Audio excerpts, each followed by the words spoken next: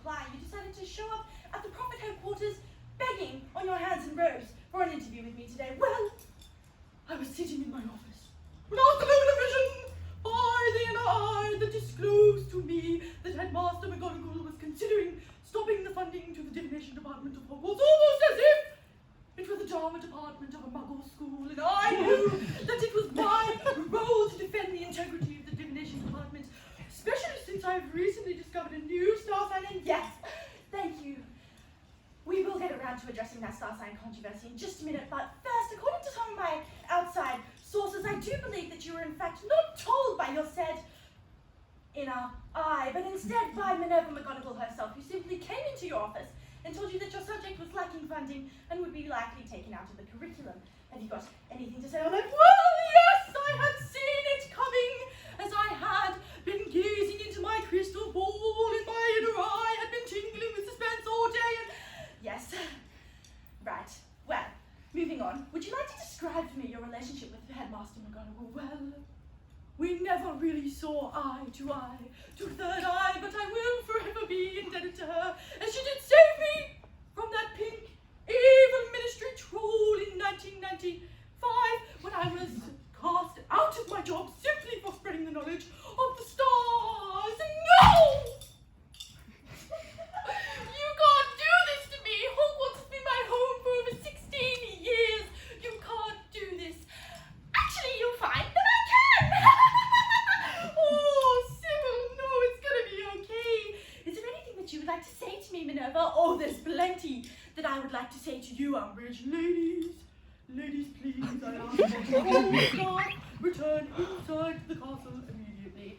Oh, thank you! Thank you, Dumbledore! Dumbledore! May I remind you that under Educational Degree number 23, as enacted by the Minister, you have the right to fire my teachers. You, however, do not have the right to banish them from school grounds. That power remains with the headmaster. But now, oh, that was probably one of the darkest days in my career at Hogwarts. Although I had seen it coming, of course, as I had been gazing into my crystal ball, and I had seen a flock of birds flying from left to right, left to right. And it had basically disclosed to me that it was going to be okay. A fucking thing.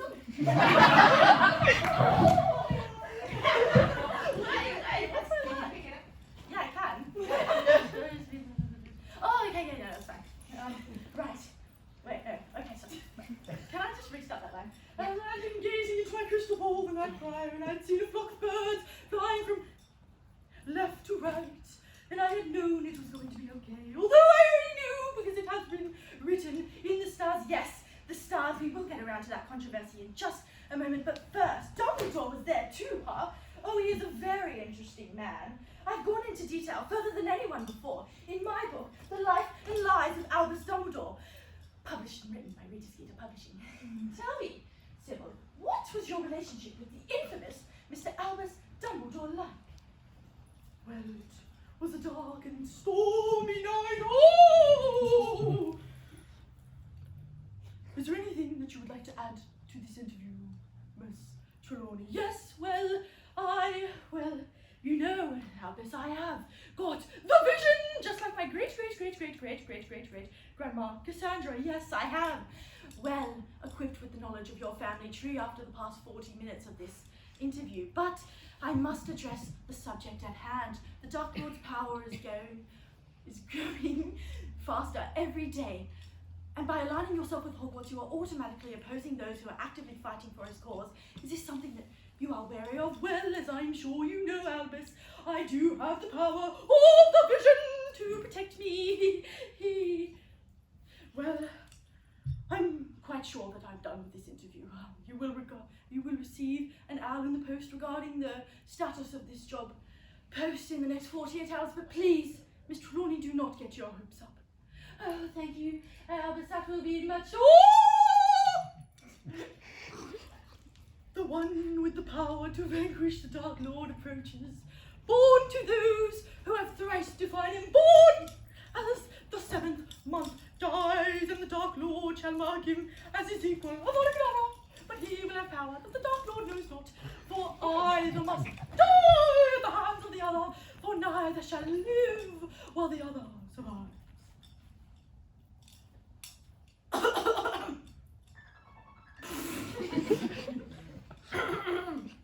Sorry, Albus, that was quite a strange cough, and oh gosh. Under these unprecedented terms, I do ask that you immediately follow me up to Hogwarts to my office to discuss the new post of Head of Divination at Hogwarts School of Witchcraft and Wizardry. Oh, this is excellent! Oh, it's just so unbelievable!